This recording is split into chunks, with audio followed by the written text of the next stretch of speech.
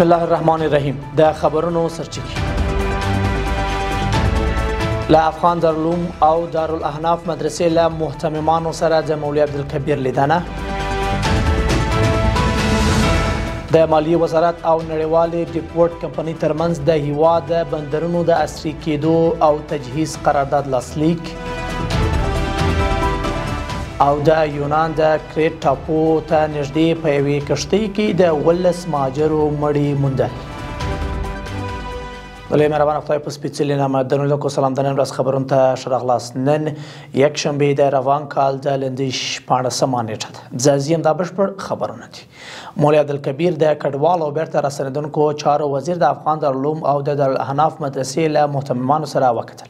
د کډوالو او بیرته راستنېدونکو چارو وزیر د هیواد په خدمت کې د مدرسو او دیني بنسټونو له هڅو مننه وکړه او د مدرسو او نورو علمي ادارو قرباني د تاریخ مهمه برخه وبلله. هغه وویل چې اسلامي نظام له ټولو تعلیمي او تحصیلي بنسټونو ملاتړ کوي. همدارنګه د یادو دارالعلوم او مدرسې محتممانو د دیني مدرسو د تدریس د کیفیت د پخواني وخت په پرتله د ښه والي په اړه ویل چې د هیواد دیني مدرسې اوس له مناسبو اسانتیاوو سمبالې شوي دي.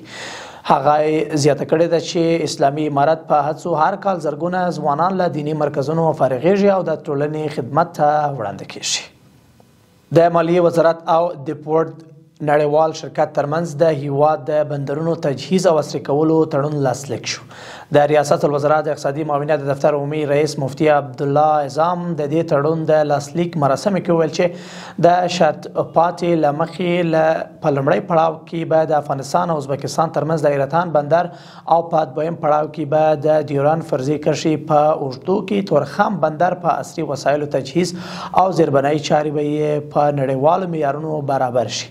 ډیپورټ یو نړیوال شرکت دی چې په نړیواله کچه د بندرونو مدیریت برخه کې زیاته تجربه لري.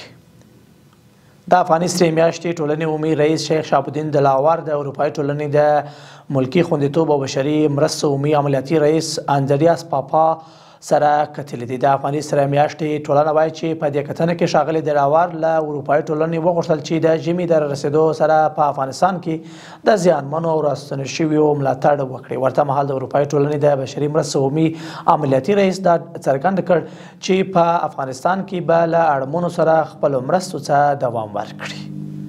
او وروستی خبر دا چې الجزیرې خبري شبکې د یونان ساحلي ګارد په حواله راپور ورکړی دی چې د دې هیواد کریټ ټاپو ته نږدې په یوې کښتۍ کې د 18 کډوالو جسدونه موندل شوي دي. د یونان ساحلي ګارد ویان ویلي چې قربانیان او همدارنګه 2 ژوندي کسان د کریټ ټاپو لویدیځ په شاوخوا 48 کیلومترۍ کې موندل شوي چې ټول نارینه او ځوانان دي. ورته مهال 2 ژوندي پاتې شوي کسان ویلي چې کښتۍ یې د خرابي هوا له امله له کنټروله وتلې ده. قدرمنونکو له ملتیا مو مننه. تر بیا ښه وخت او ښې چارې.